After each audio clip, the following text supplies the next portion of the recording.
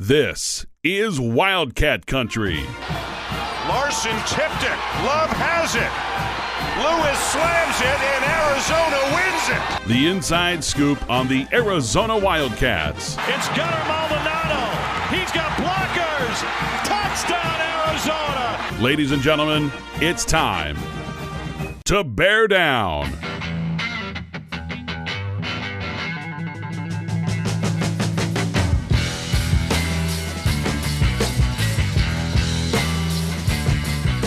Welcome to another edition of Wildcat Country presented by Harrah's Auction Casino. Eric Cohen and Shane Dale, and we're recording on Monday night, and we just watched Florida win the national title over Houston. Now, Shane, Arizona women's basketball came that close in 2021, I believe it was. Very close, and it was really depressing. Can you imagine how you would feel right now if what happened to Houston or what happened to Duke what happened the other night happened to Arizona in the Final Four or championship game? I don't think I would ever be able to get over it. I was thinking that, during the last few minutes of that game, and it was that close, it's like, yes, I would love for Arizona to have made it that far, but there is something to be said for not losing years off your life in that situation, and then coming up on the short end of it as well. Yeah, Florida did to Houston what Houston's done to so many teams, including Arizona. I mean, that final possession, like where it was going to be a double dribble, very reminiscent of a possession late in the Big 12 championship game. It reminded me, I think it was a Jaden Bradley in that situation where someone's got to come touch the ball because I can't touch it again. And then he did, and it was a double dribble. But yeah, Florida matched Houston's toughness toward the end. I was surprised. I thought Houston was going to win that game. I was feeling good about it, especially the second half. It's just, yeah, I'm kind of disappointed. Kelvin Sampson's a great coach and a great guy by all accounts, and I kind of wanted to see that old school, like late '80s Pistons kind of toughness win out over like the new school Splash Brother kind of mentality that Florida has. But great appearance by the representation by the Big 12, and getting to a national championship game. Texas Tech got the Elite Eight, obviously should have gotten to the Final Four. And then BYU and Arizona got to the Sweet 16. So it was a good marketing opportunity for the conference, and hopefully it'll be just as competitive, if not more so, next year. Well, normally we would start with men's basketball. It's a busy week. That's going to happen, potentially a commitment or two. But let's talk about yet another coaching change, Shane, and buy or sell. We've done this with the show almost 5 years, and this now completes the cycle of Arizona in its biggest revenue sports. We've had 2 football coaching changes, 1 men's basketball, 1 baseball, 1 softball, and now 1 women's basketball. Adia Barnes is off to SMU. I don't even know how to properly phrase this in buy or sell, but we'll just try this. Adia Barnes' departure from Arizona was the right move for both sides. Buy or sell? Amazingly, and I couldn't imagine saying this even a year ago. But I'm going to buy it. I asked myself, okay, was Adia Barnes' time at Arizona a success? And I think I'd have to say absolutely yes. No question about it. No question. When you consider the previous regime, Adia went 169 and 114 in 9 seasons. For reference, the previous head coach went 102 and 147 in 8 seasons. Shane Fish almost won a national title. I mean, 5 straight 20-win seasons, 4 straight NCAA tournament appearances, a WNIT championship that really got the fans invested in the women's basketball team, a Final Four, and a national championship game appearance. I mean, considering where this program was at, and the fact that it's just not, a marquee program nationally on the women's side of things. She did a remarkable job. It was kind of a head scratcher to see the program kind of slowly go downhill. We don't know the whole story, but it seemed like there were some issues behind the scenes with players and assistant coaches. And I don't want to speculate more than that, but it certainly seems that way. And it's kind of baffling because you referenced it, Eric. When we started this show again in late 2020, that the women's basketball team was like the standard in terms of just like that continuity. We saw coaching changes in football and men's basketball and baseball and softball over the very short amount of time. And the one good on-court, field, whatever story was the women's basketball team. And we've had Adia Barnes on the show a bunch of times, and her and then Ari McDonald and Sam Thomas multiple times and Kate Reese. We had Maya Nagy on. So before she left the program, it's kind of surprising that we are where we're at right now, to say the least. And I guess it's a good example of why lifetime contracts aren't a good idea. Because whatever, I will say this for Adia as well. First of all, I mean, we haven't had her on for a while, but she was a great guest whenever we had her on. I agree with that. Yes. Yeah, and I got a chance to talk to her back when she was playing, when I was at the Daily Wildcat in 2003-04, when she was playing for the Seattle Storm. And the last question I asked her was, "Would you ever like to come back and coach one day?" And she said yes, she would, and then it happened. So that was kind of a cool story.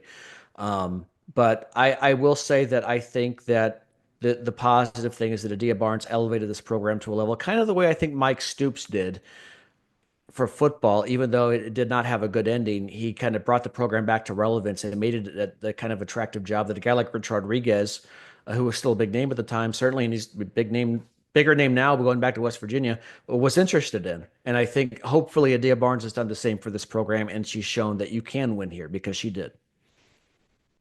All right. First of all, let me say this. I'm grateful for what Adia Barnes, how, as you said it, Shane, was able to take the program from nothing. It was a horrible program. Yeah. And she took it to one shot away from a national championship with the ball. Still amazing to think about. Amazing to think about. With that said, she is leaving this program in Kevin Sumlin-esque form going forward. Shane, they have no players. They have no players on the team right now. No scholarship players. There's none. This team is going to be so dreadful. I'll be honest. Like, anybody who takes this job, Shane, they don't have any players. Well, but we live in the age of the transfer portal, and that could change quickly. I'm not saying that I'm going to pick them to whoever who head coach is to be great right away, but we've seen how quickly new coaches can turn things around, and with the transfer portal now, it's a lot easier than it used to be. I mean, you just look at what both Jed Fish and then Kenny Dillingham did on the football side. So it's and at Florida as well recently, going from a program that was 500 a couple of years ago to win a national title. So Shane, I'm not. This team is. I mean, they will not be competitive for 3 years. Whoever takes this job, I mean, it's really a shame that she ran off everybody. I mean, she ran off the whole team. A couple players have followed her to SMU. So look, I think we're in agreement. I just think you're going further than I am, and I think I'm disappointed. Well, me too. Well, but I'm disappointed in.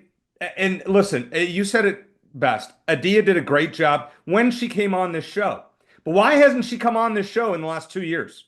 She came on 5 times when things were good. Adia was always willing to come on. We had some great interviews with her. Yeah. You tried a lot for over 2 years to have her on. We talked about it often on the air and off the air. To be fair, that's not the only program we've had those issues with. But I understand that. But from somebody you and I both knew things were really not good when the fact that Adia was not willing to come on and never heard nothing. And I'm really disappointed. Like, I like her a lot. I am grateful for what she did. Yeah. But the last few years have been kind of a disaster. I mean, they really have. Relative to the high of 2021, yes. I mean, they still went to the NCAA tournament more often than not. And look, I was hoping that she would build on the success. I mean, it was really the Ari McDonald show the year they went to the national championship game. But she still also she's still bringing in some pretty good recruits, and just wasn't able to capitalize in the way that she would. And I don't know what was going on behind the scenes, but whatever it wasn't working. And it's just, it's not, I'm the classic. I'm not angry. I'm just disappointed because she raised the bar here, and the fans have turned out. I mean, the fans are like the attendance. It's double more than I covered the team back in 03-04 when they won the Pac. They were co-Pac-10 champions under Joan Bonavicini when she was the head coach. And there were maybe 3,000 fans that would show up per game. And it's been twice that or more for years now. And Adia Barnes had a lot to do with that. So she re-energized the fan base. And it's just, again, from that perspective, it's just amazing that things ended the way they did. I'm just not hopeful on the future of the program. I mean, I literally don't think, outside of the hire, Shane, of the new coach, they're not going to be worth talking about. I understand what you're saying as far as I guess the other problem is the lack of NIL. I mean, you need in this day and age, you need NIL to compete, and Adia mentioned it many times that they just don't have it. I mean, that's why you're getting turned down by multiple coaches. There's an account online, Skim Milky, which is like the Trilly Donovan of Yeah. women's basketball. And this person wrote, I expect Arizona to announce their next head coach by week's end. After being turned down by several candidates over the past 2 or 3 days, sounds like they're focused on a group of four. All existing head coaches, one from Gonzaga, one from Drake. Offhand, Lisa Fortier from Gonzaga, I think, would be a very good hire. We talk a little bit more about that, but of those four, she would be my pick. I don't know a ton about all of them, but looking into her story, she's got a 289 and 74 career record at Gonzaga. She goes to the NCAA tournament a lot. Has a great personal story as well. She overcame breast cancer recently. I think she'd be a great addition, but we'll have to see how that shakes out. be honest, Shane. Would you leave a successful mid-major program to take this job right now?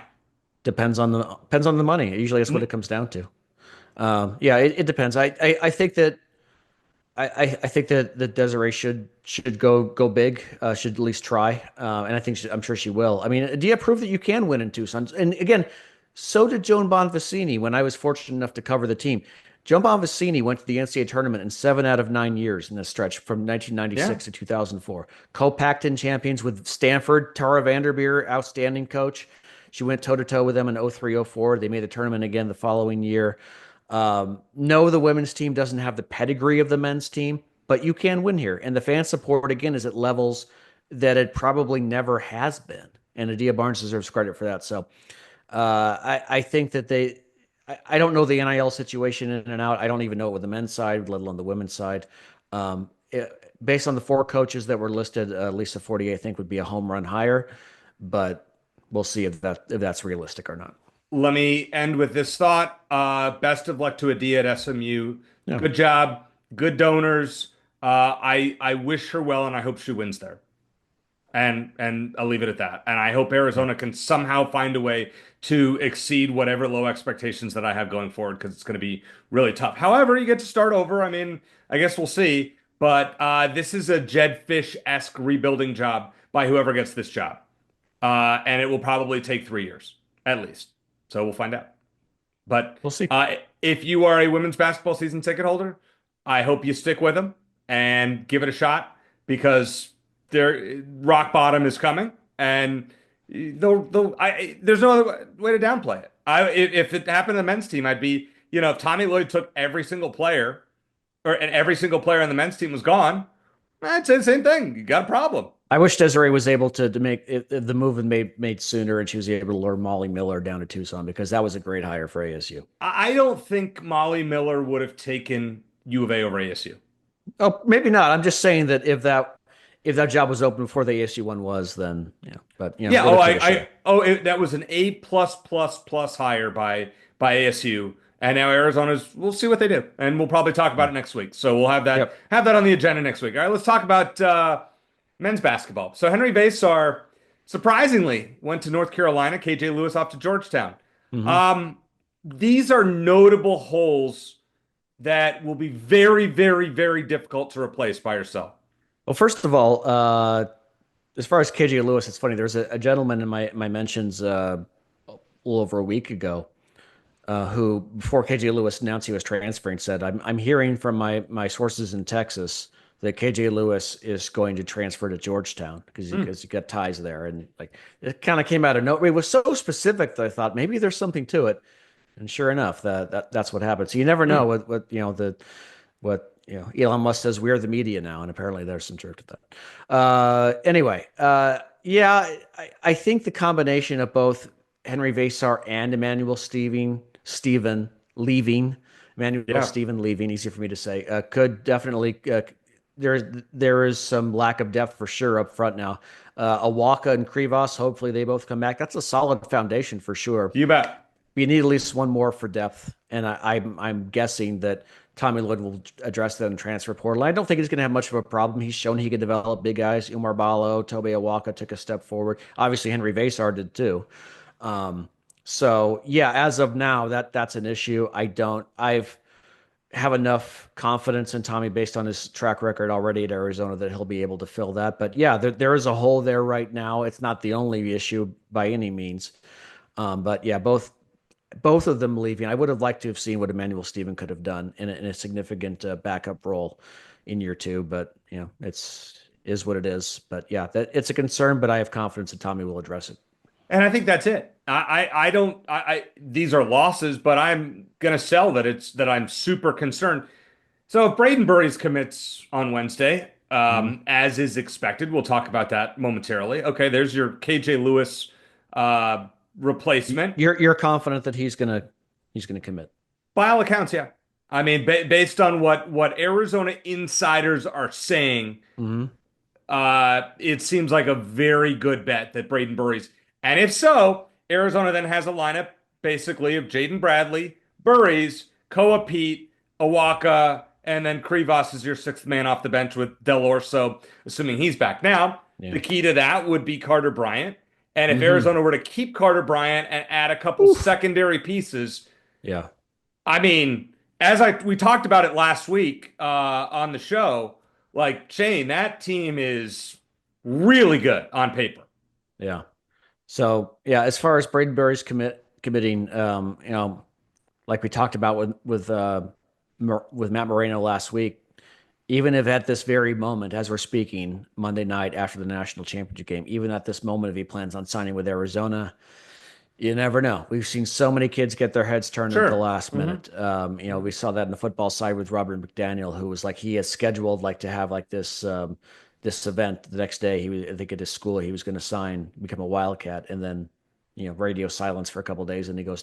That's not the only example, but there's plenty of them. But I'm sure Arizona took care of if it is as good a bet as it looks right now. I'm sure they took care of Burries and they gave him a number You that you was would high. think you would think so. I probably. I mean, there and Arizona hasn't done anything in the transfer portal yet, and there's probably a reason for that. I'm hoping there's a reason for that. So, yeah, I put it this way: I'm more confident that Braden Berries will come to Arizona than I am that Carter Bryant's going to come back. You still think Carter Bryant's going to be back at Arizona next season? So reading the tea leaves, I like to go and read a combination of message boards and X posts and everything like that. It seems like the people that know more than me tend to believe more so than not that he's coming back. That would So, be something. That I would be mean, amazing. Shane, that lineup, and I know we're getting ahead of ourselves. The lineup Oh, of let's get ahead of ourselves. It's a good time. Bradley, Burries, Bryant, Pete, and Awaka with Krivas, Del Orso, and probably one or two other guys off the bench. Yeah, You need heck of a another lineup. guard there. Yep. Oh, and then Aristota. You got him. He's another five-star. I mean, Bryce James, we'll see. he's not gonna play next year. Yeah. But Aristota, I'm telling you what, Shane, Tommy goes nine deep there. That is a hell of a team. That would be something. I'll believe it when I see it. I Carter Bryant. Part of me thinks he would be crazy if he comes back. As much as I would love to see it as a fan, because if you're going, you know, likely at this point top 15, and anything can happen in the NBA. And at the very least, I got to think that he's probably going to, what they say, test the waters. Um, but I don't know how much good another year would do for him in terms of improving his draft stock. I mean, there's a difference between getting better and improving your draft stock, and sometimes it's just a risk that you take. Again, going back to last year, KJ Lewis, he tested the draft, and maybe he would have been drafted after his freshman year, but he came back and decided I mean, didn't decide, but just couldn't hit a three anymore, and so now there's no way he's going pro after his sophomore year. So I don't know what kind of upside there would be. With that said, obviously I would love to see it happen. I do think he would benefit in terms of skills from coming back, and I think you're looking at Arizona needing an alpha with Caleb Love out of eligibility. Carter Bryant showed signs of that throughout his freshman season. He would be willing to take some late shots, and he did. Again, even against Duke, cut the lead to 5 late. Against Iowa State, took some big. Like he didn't hesitate. You could see his confidence growing, and so I think that would be huge, not just because of his skill set, but because he could be that alpha or one of the alphas that Arizona needs next season. But we'll see. We'll know a lot more in the next week. So ESPN in their way too early rankings has Arizona 17th. Yeah, But gross. I mean that, and they say this is another team that will probably have a dramatically different lineup for our next update. Yeah, because if you get Yeah. Burries, he slots in there, and then you get, I don't know, you would think that another transfer would want to come in there and play like, and that didn't include Carter Bryant. If you get that, I cannot see how Arizona with that lineup that we talked about is not top five next year. Get your Final Four tickets, right? I mean, let me also say this: the Final Four is a crappy event to go to these days. It's not. I did not of all the big sporting events I've been to, it was the least enjoyable in person. Hmm. Would Well, you you might agree have with that? enjoyed it. Well, you might have enjoyed it more if Arizona was there. Well, No, but I covered it from the media perspective, so I can't really say. I mean, I got a decent seat for it. I mean, it was in the Cardinal Stadium. It's still weird to have a basketball game at that size terrible. stadium. It's awful. That I don't like. But I mean, I had a media seat. I wasn't like a beat reporter for any of the teams covering it. I just happened to get a seat because I was local media and I was able to do some live tweeting and write a story about it and et cetera for ABC 15. Um, it was, I think the best part was kind of afterwards, being on the court when North Carolina and Roy Williams were cutting down the nets and the confetti came down. I think I still have some confetti I saved somewhere. Cool. So that was fun, but that was more, again, more from a media perspective. I didn't really get the fan experience. I will say this: unless you have a ticket in the first 30 rows, not worth going to. Yeah. I believe that. If you I, if you cannot get a lower bowl ticket, skip it. Watch it on TV with The your only friends. the only thing comparable I could say in terms of from a fan experience is when the WWE Royal Rumble was at the at Chase Field a few years ago, and we got free tickets, which was awesome. But if when you're that far away, like I was looking at the jumbotron most of the way. I mean, the wrestling ring's even smaller than the basketball Oh field. yeah, not So, even worth it. but yeah, it was. I mean, it was a fun experience just to kind of be there for it. But yeah, if in terms of viewing, like I don't know why you'd pay a few $100 to sit to sit that far away unless if your team is in it, you just want to be there for the experience and to say you were there if they won it. I get it. Otherwise, I don't see the point. If it was in your city, it'd be one thing. Yeah, It's in your city. Okay, cool. I don't have to go pay for travel. But if you're going and paying for travel, hotel, rental car, whatever it is, yeah, that's uh, rough. I'm not doing that. So Indianapolis, now the women's Final Four is in Phoenix next year. I It can tell is you which team will not be there. all right. Just pointing that out. All right, moving on. Let's talk about Arizona baseball and softball there. Now we're going to get to Shane's standouts in our third segment. But Shane, to date, Arizona baseball and softball are meeting, beating, or falling below your expectations. I think they're both meeting it. I had a chance to go to Friday's ASU U of Yeah. A baseball game at Mhm. Phoenix Muni. My nephew Zach, who got some tickets, we got some nice seats, a few rows behind Oh, the nice. Arizona dugout. Cool. It was a lot of fun. They were down. Arizona was down 4-1 early. It looked like they might get taken to the woodshed, and then they got this 2-out rally that they get a walk hit by pitch, and then four straight singles to take the lead, and it was fun. There were a decent amount of U of A fans there, and it was fun to kind of be a visiting fan in that capacity. And it's not like a football game where everyone's at each other's throats. Everyone got along fine. But it was the all-time attendance record, I guess, for ASU at Phoenix Muni, and I was glad to be a part of that for the visiting team. But they won that game, won Saturday, lost, blew a 4-0 lead on Sunday, but they took the series. They are, I believe, 5-2 against some of the best teams in the Big 12. They had lost 3 or 4 before taking 2 or 3 at ASU. They took 2 or 3 at West Virginia. They beat Kansas in their one and only matchup at home. You have all those teams, including Arizona, are one game apart in the Big 12 right now. So you have it's very tight. But yeah, Arizona, they have the fifth best ERA in the Big 12, which considering how much starting pitching they lost from last year is pretty good. They took 2 out of 3 against ASU without their star hitter, Brendan Summerhill, who will hopefully be back in a couple of weeks. They have an RPI of 12. So that I think that puts them in line, if they keep playing as well as they have overall, for possibly hosting a regional again, although there's a long way to go. Um, so I think they're in good shape. And then softball took 2 or 3 at home against a ranked Oklahoma State team. last weekend. They're firmly in second place in the Big 12. They're number 11 in RPI, similar to baseball. They're by far the best team in the Big 12 in batting average.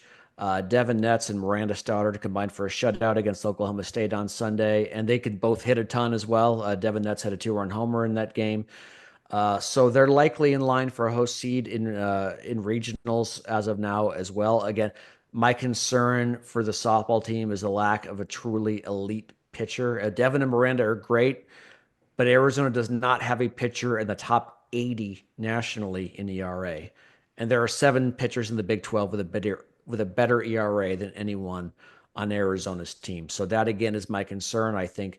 But if you're just asking where they're at this season, I think they're both meeting my expectations and maybe even exceeding it, considering some of the circumstances and considering on the baseball side how much pitching they lost. And that's where I'm going to say they're exceeding. I did not have, overly high expectations. I would say, you make the postseason and that's that. But I think now you can make an argument that both teams should advance to super regionals. That should be, you could see a world in which both advance. And now Chip Hale, we know him in the postseason. Not the best, but I think both are ahead of my personal expectations. Maybe that we're too low at the start of the season. Just throwing that out there. That's fair. And it's nice to have those teams to root for now that men's basketball season is over.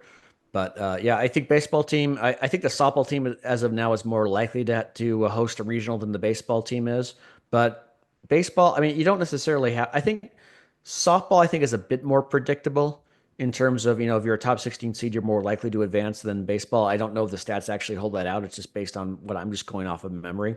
I think Arizona softball is a super regional caliber team, maybe College World Series. Baseball, I think, is more of a crapshoot. And we saw, last year, the 4-team regional, out of all 4 teams there, I think West Virginia was the team that least picked to advance the super regionals, and they ended up making it. So you just never know. All right, once again, Wildcat Country is presented by Harrah's Auction Casino. Calling all Wildcat fans, did you know that Harrah's Auction Casino is your local home for Caesars Rewards?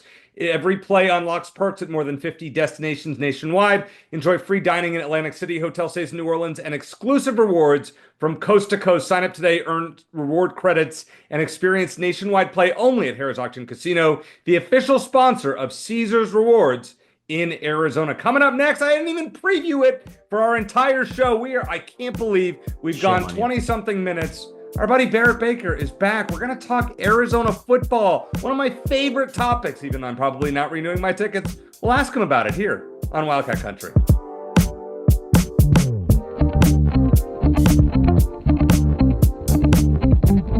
Shane, so glad to bring back our buddy Barrett Baker going to join us. Hey, basketball season is done. It's time to talk some football. He's with the Tucson Fire Department. As always, he is a true hero, and he is our favorite college football analyst. So glad to have you back on Wildcat Country. Hey, let's talk some football. Seth Daigie's in. Joe Salovey is here. How optimistic are you? I know it's spring ball's coming. It's in motion here. How optimistic are you that this team is going to be much improved over last year?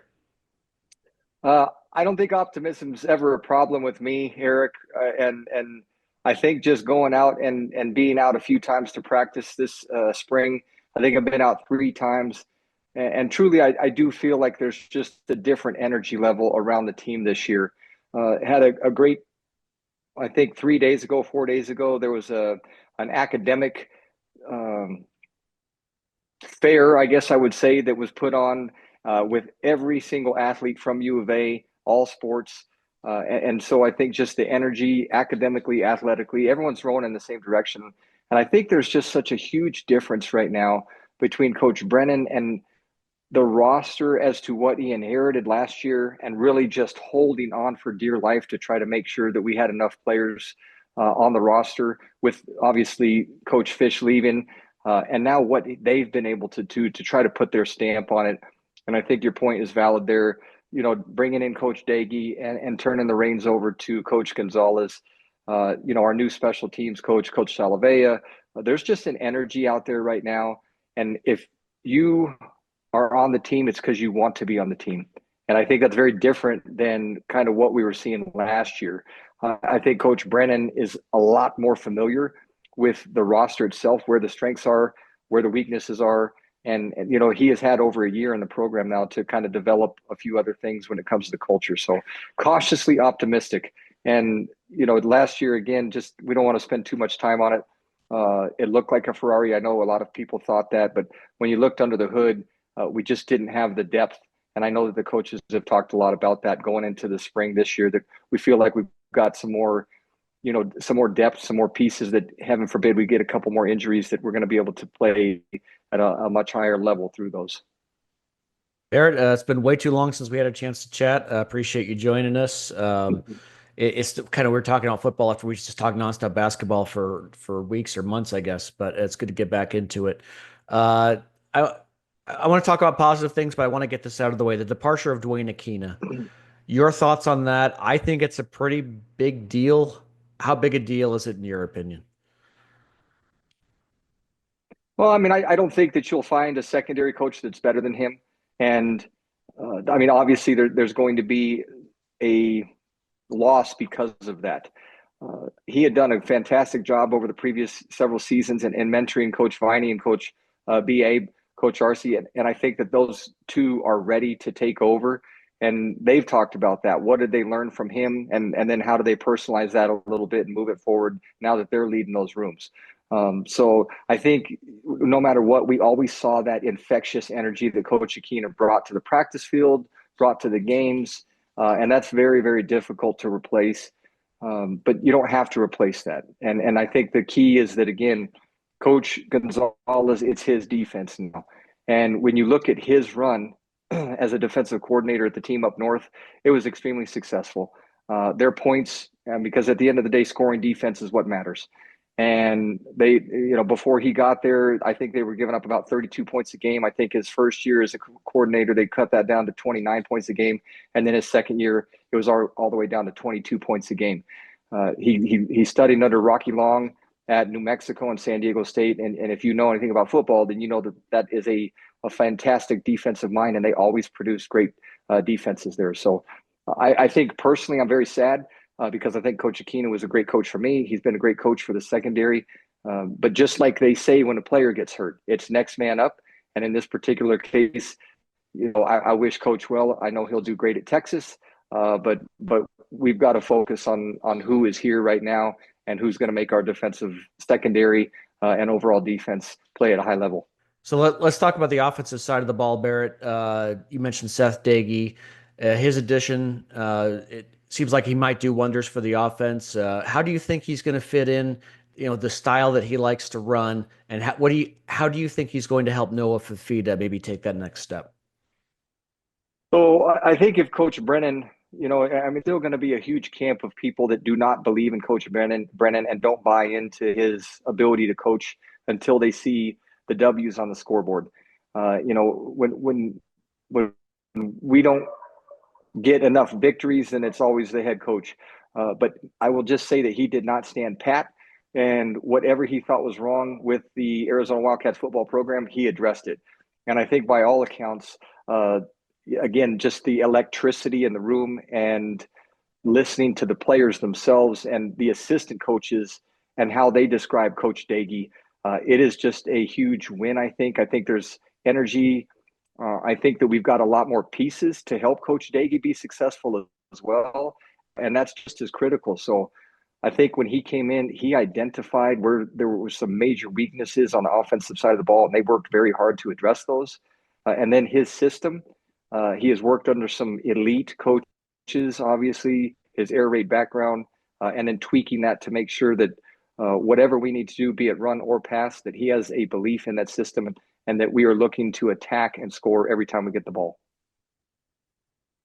All right, so let's talk about what Noah Fifita. Let's talk about Fifita for a second. Are you surprised he came back? Because in this world, Barrett, we're seeing players leave over and over and over, and now Noah's back, and Arizona has a foundation at least. Your thoughts on that? Well, I think you have to just listen to Noah to understand how excited he is about this system. And again, it's not to throw anybody under the bus last year, but it didn't work last year.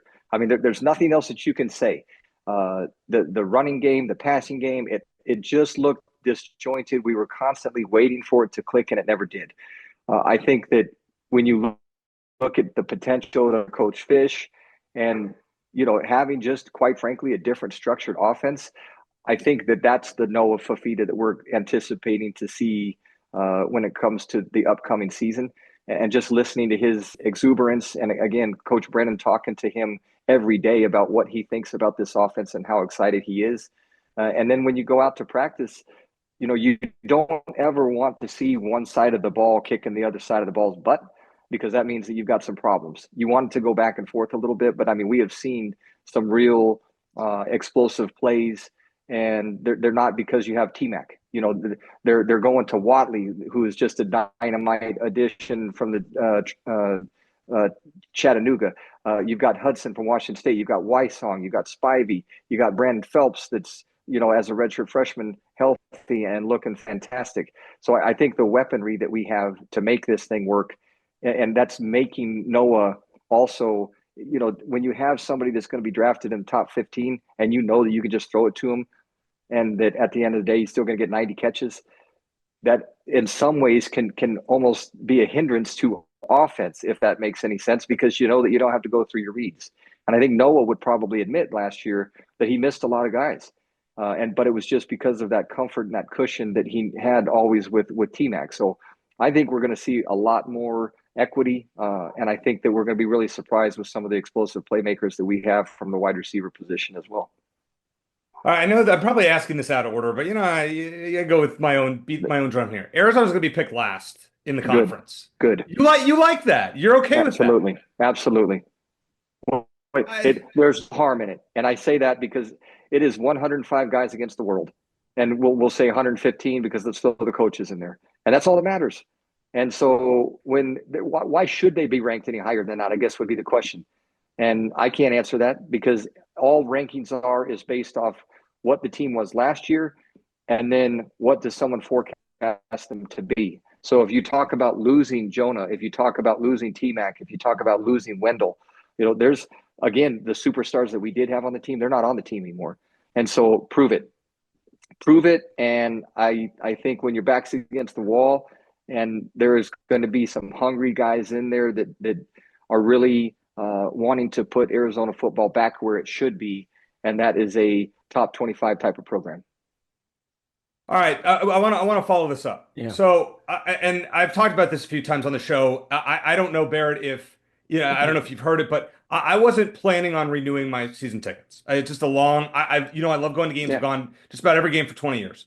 But the team looks to be down. The TV times stink. I'm still going to go to 3 or 4 games at minimum. Do you fault me for that? All things considered, in terms of expectations plus everything else combined? I don't fault you for it, because at the end of the day, they have made the experience of being a fan and actually going to the stadium to watch football games completely irrelevant.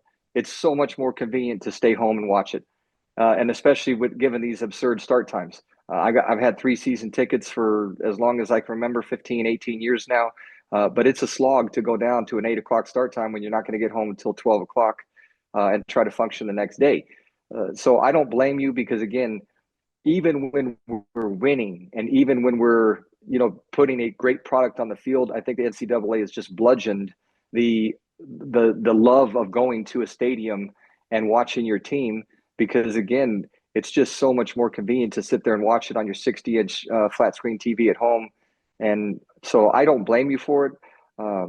I hope, obviously, that people will support the program and that you will get there 3 to 4 times, because again, when it comes to recruiting and the impact that has, not only on the 18-year-old kids on the sideline that are thinking about coming to Arizona, but when you're on the sideline and there's 100 of your teammates and that student section is booming, then it gives you a huge competitive advantage. And we need to make sure that we have that portion of it as well. Barrett, in the practices that you've been out to, any particular guys who have impressed you, maybe guys who even aren't on the radar for most fans at this point? Well, I spoke about it earlier, but I think Watley from the wide receiver position, and quite frankly, the wide receiver position on the whole, man, it's exciting. You got some huge size with Spivey and Phelps coming in. being healthy, and really, again, 6'3", 6'4" type of receivers. You've got Hudson from Washington State, a proven player at a Pac-12, Power 4 conference level. I think Wysong is just, again, another guy that when he's been on the big stage, he has produced and put up big numbers.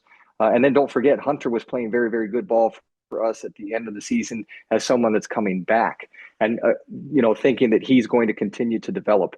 I think when you look at where football is won and lost, though, and we can all agree on this, it's the offensive and the defensive line. Yep. And when you had, and again, I hate to put names to it because I'm not attacking them, but when you have Darton and Stanley last year as your defensive tackles because Chuba was hurt and Isaiah Johnson was hurt, how are you going to stop a team? And so I think getting Tia Savea back, McKnight is a transfer that looks really good. We've got Palu, you've got Sui Pele, a huge transfer that's coming in from Kansas that's 6'7", 350 pounds. Funa is another JC kid out of California. And then, like Bailey Jr., another transfer, Owens. Riley Wilson from Montana looks to be just fantastic. You got a great body when it comes to how explosive and when they're talking about bend from the defensive end position. So I think the defensive line just leaps and bounds above the productivity that we got last year. I'm very excited about that. Offensive line, again, it's a completely different system. And so whatever we saw last year, it's gone. And I think when you look at, again, talking to or listening to Coach Dagey, and he said right from the get-go that had to have been a like laser focus on trying to upgrade the depth there. And so we don't have a Jonas Savagnia this year. We don't have that All-American first round, second round draft pick. But I think our numbers, our 5th, 6th, 7th, 8th linemen are much are going to play at a higher level if we do get a couple of injuries. So I'm excited to see about that. But offensive and defensive lines, that's where football is won. It's a cliche, but it's in the trenches, and we've done a better job. And then not to ramble on, but we've got a couple of offensive linemen that are still coming in. During the summer, Lange is a huge dude. Another Uluave, pardon my expression, but he's a junior college transfer. So, I mean, we've got some girth coming in that should help overall. So, I mean, you could ask me about any position, and quite frankly, I think that there's a chance that the optimism, again, it's going to be just as good, if not better than last year on the whole. Hopefully you're right about that. I agree with you 100%. You win and lose games in the trenches. Last question for you, Barrett.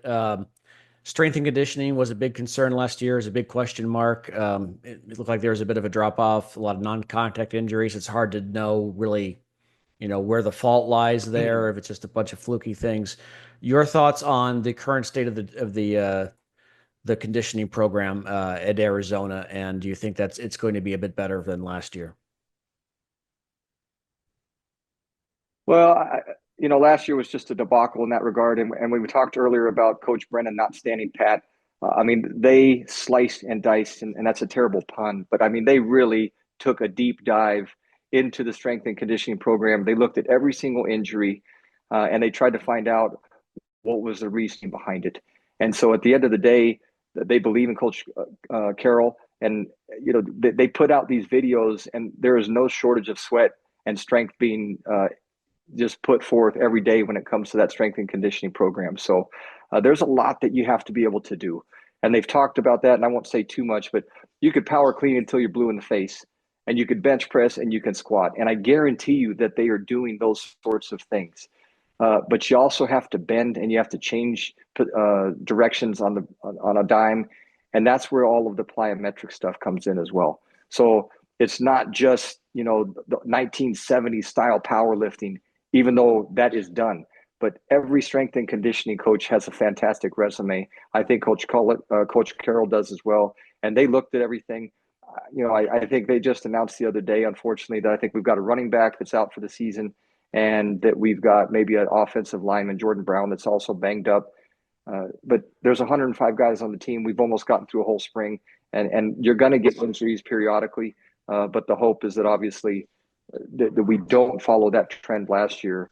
And so far, early reports are looking that they're athletic, they're strong, and they look good coming into the season, or wrapping up the spring season, I should say. All right. I mean, you've given a great breakdown as always. I have a couple more for you I have to ask. Let's First of all, go. how do you define a successful 2025 season for Arizona?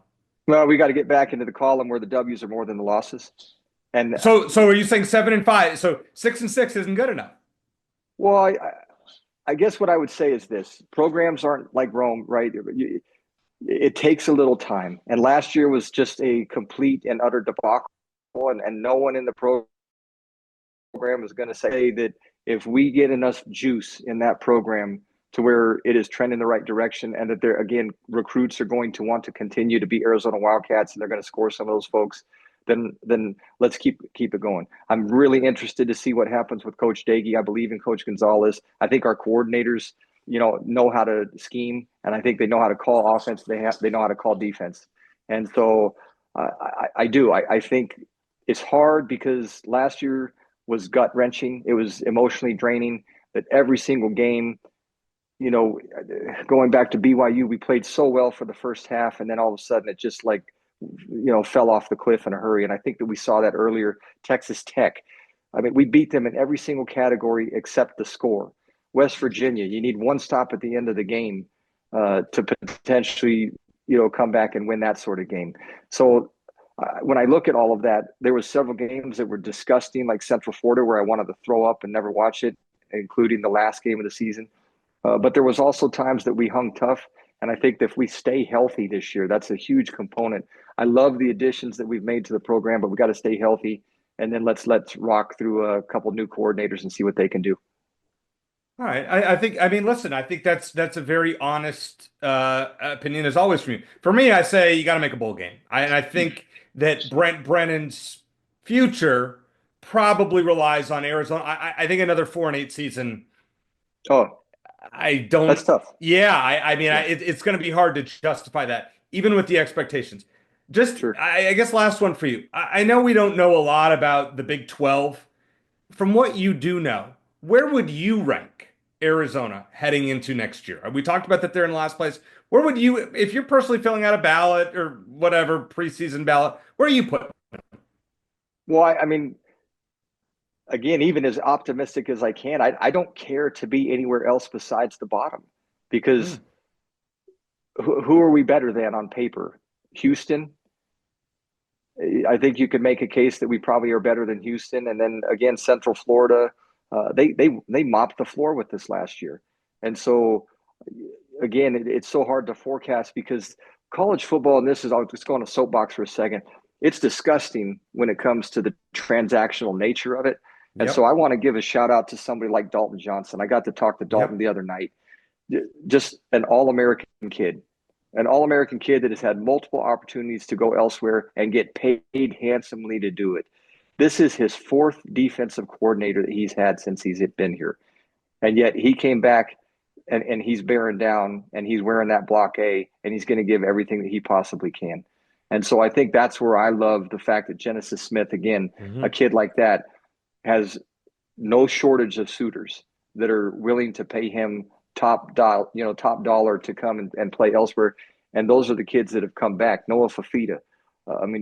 Again, say what you will about performance last year, but no one questions his leadership abilities. And I still believe in Coach Brennan because if I'm listening to Dalton and I'm talking to him and I'm talking to Genesis and I'm talking to Trayden and those guys believe in the program, then I'm going to believe in the program because they got a front row seat. And if they still are coming and giving their best to this program, then I'm going to continue to give my best to the program and support it. And that's okay to be picked 16th. Let's be picked 16th. And then burn the boats, right? We're not going back. And it's about moving forward and kicking the butt of the other team for 60 minutes. And let's just do it one game at a time. I'm going to ask you another one just because it's fun, and Shane's going to roll his eyes when I ask it. When you're watching ASU make a run through the Big 12 and into the college football playoff, just are you as disgusted or more so than I was watching that and then seeing their outlook for the future? Doesn't that disgust you, or are you just like, hey, good job, Kenny? What's your kind of feel on that? I hate it. I don't wish them success, but I will tip my cap to them, and they earned it.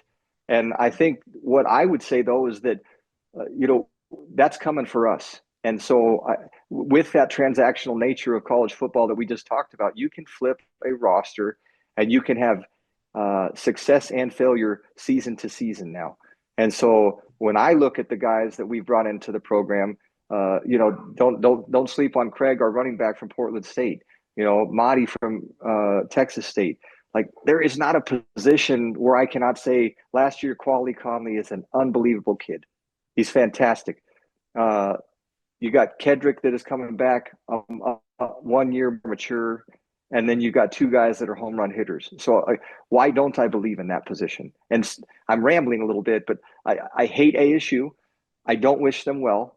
And at the end of the day, I give them props. They've done a great job. I think Dillingham is, again, I'm not jealous of it. He did what he was supposed to do as a head coach. And I absolutely think we have the potential to do the same thing, because they had a home run in Scadaboo that is a difference maker. And if they don't have him on that team, I would just tell you, I think that he's a 3-win type of difference player based off what he does. Yeah, or more. Yeah, or more. Just plain and simple. When he's hurt and he did not have the productivity, I think they're a far different team.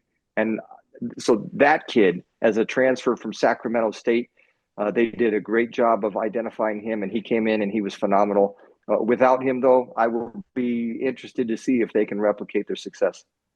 There's nobody that represents that we know on this show that represents being, the bear down and Arizona football better than you, Barrett. Always enjoy talking with you. Hopefully we get a chance to do so again this summer. And then, in the fall, you'll be on this program quite often. So always appreciate getting to catch up with you. Always football season, guys. Bear down. Let's get out there.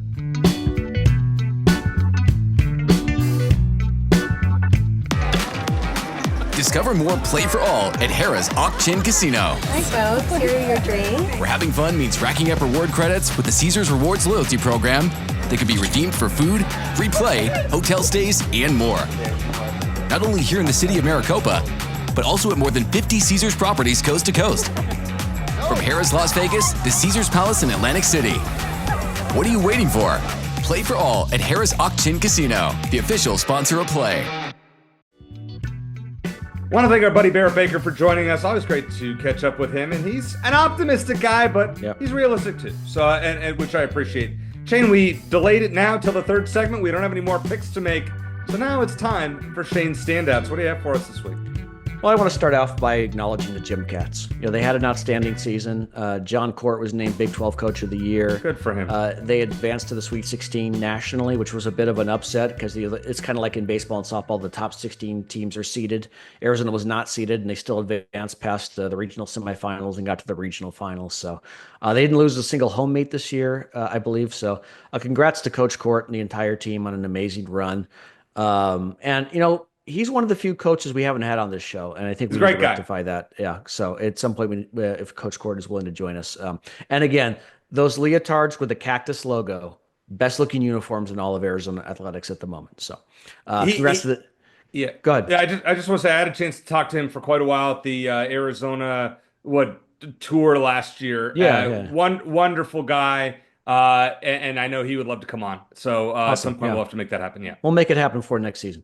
Yep. Okay. So for baseball, I could mention a lot of people from this last series. I want to shout out Garrett Hicks, relief pitcher. He pitched 2 outstanding innings of relief in the game my nephew Zach and I went to on Friday.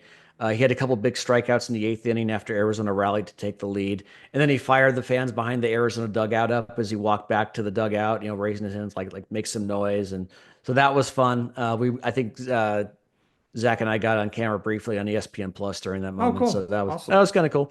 And then the next night, Owen Kramkowski came 1 out away from a complete game against ASU, and they got the win. So outstanding pitching from the Wildcats during that series win. Took 2 out of 3, and that's impressive. ASU's a good team, as much as we'd loathe to admit it. For softball, again, a lot of potential standouts. I want to mention Sydney Stewart, who's a junior transfer from Washington, who hit a grand slam in the Wildcats. They run-ruled Oklahoma State on Saturday after losing the first game. They won that game 12-4. It was Sydney's 11th home run of the season. She had a hit in all 3 games against the Cowgirls, they call them, in Oklahoma State. So shout out to Sydney for an awesome series. And the men's and women's tennis teams both won on their senior days. Men's team got its fourth straight conference sweep by beating BYU. Colton Smith, who's been on a roll lately, had an easy singles win and helped Arizona get the doubles point. And the women's tennis team took all 4 singles points in a win over a very good TCU team. So congrats to both of our tennis programs as well. Awesome. Okay. Very good. Great stuff as always. All right, let's talk last thing here. Coastal Carolina, Shane, announced that all concessions will be free at home football games this fall. Fans can get 4 items per concession visit: hot dogs, nachos, popcorn, and fountain drinks, with no limit on the number of in-game visits. To me, this is a brilliant marketing plan. It's a smaller school. They have a smaller stadium than Arizona Stadium. But are you in favor of something like this for Arizona football? I like what the several pro teams have done this, including the Suns recently, have brought down their prices to reasonable costs, like typical concession stand costs. I kind of like that. Makes games more affordable for the average fan. As far as making things free, if you're trying to think of a gimmick to get more fans to come out, I just keep going back to the fact that, and Barrett talked about this as well when you said you're going to dial back in your tickets this year, is that when you got a 60-inch flat screen to watch the game on, you're typically not going to go out there. Especially, you might go out there for the experience, because again, going back to the Final Four thing, you want to be part of the experience. Like if you win, that feeling of being there when it happens. If your team isn't winning and isn't likely to win, you're less likely to go to games. I know that sounds like very, very basic John Madden-esque, but it's just the truth. And the way you get fans to turn out is by winning. And even sometimes that didn't do the trick. I still remember, whenever I think about Jed Fish leaving, I remember before they played UCLA and they won that game, and UCLA was ranked at the time, Jed noted that there were still some tickets available. And he kind of just in passing said, I'm not really sure how that's possible. And so that's kind of demoralizing. I wondered that kind of, he doesn't have that problem in Washington. But again, I think Arizona Stadium can get very loud. We've been there before. When it sells out, it's a fun place to be, but you do that by winning football games. And so if it's a gimmick to try to get more fans out, I think they're just going to lose money, because I don't see. Think I'm going to disagree here, and let me explain why. Yeah. And I'm not saying I think Coastal Carolina is going too far with it as far as everything free, multiple trips. You're kind of abusing it. You give out a voucher and you say, all right, every ticket in the stadium is subject to 1 free water or soda. Yeah. And 1 That's done in free, a lot of places now. Yeah. I think Arizona, you got to do it at this point. I think you're not going to. I don't think it's going to matter. When there's 25, you're telling me. All right, so let me put it this way: there's 25,000 people in the stands when Arizona plays Weber State. Okay, how many more people would go to the game if they were getting free food? 15,000? 20,000? No. Oh yeah, I think at least 15. Mm-mm. Nope. I don't even think a couple thousand. I don't think so, because it's for all the reasons that it's the time, it's the chance to see a winning team. It's the entertainment value on. I think it still matters. You can add whatever in-game entertainment concessions you want. It's what happens on the field or on the court or on the ice or whatever the sport is that makes the most difference. And fans want to go see a team that has a decent chance to win and is entertaining to watch. And people can eat their own snacks at home for free. I mean, not for free, but for just about the same cost that they would at the game. So unfortunately, I just think you can throw every gimmick at the book. I mean, I feel like McHale Center's game day experience, like the concessions, they're not great, but fans show up because it's a fun atmosphere and they're a winning program. You're right. But with a non-winning program, especially when it's coming off such a major disappointment and is predicted so low, I think you have to get gimmicky. Somehow you have to get, and I think that the marketing department at Arizona is failing by now. And I've said this multiple times, and I will continue to beat that drum. Calling me and saying, why haven't you renewed your tickets? Does nothing. Give me a reason to renew. Right now, the team's supposed to stink. The game times stink. It's 2-hour drive. So if they offer free concessions or very, very inexpensive concessions, you would be more likely to renew your season tickets? I would. Okay. I would. Because that's one thing that I don't have to think about getting a meal down there. I know that, hey, I can eat at the state. I mean, yeah, I can afford it. I understand that. But give me a reason. That's fair. But you know what though? I usually am not desperate to tell people let us know what you think in the comments, but I really want it this time. Tell me what you think. Do you agree with me? It's not going to make much of a difference if Arizona were to make things free or a lot less expensive at the concession stands, or do you think they would I'll get close to selling out, like I think, like you believe. So I'm interested to see what people think about this, because I think we don't often completely disagree on a lot of things, but I think this is one of them. We'll see what you guys think in the comments. Always appreciate you guys tuning in and listening. Thanks to our buddy Barrett Baker for joining us. For Shane Dale, I'm Eric Cohen. Thanks for listening, and as always, bear down.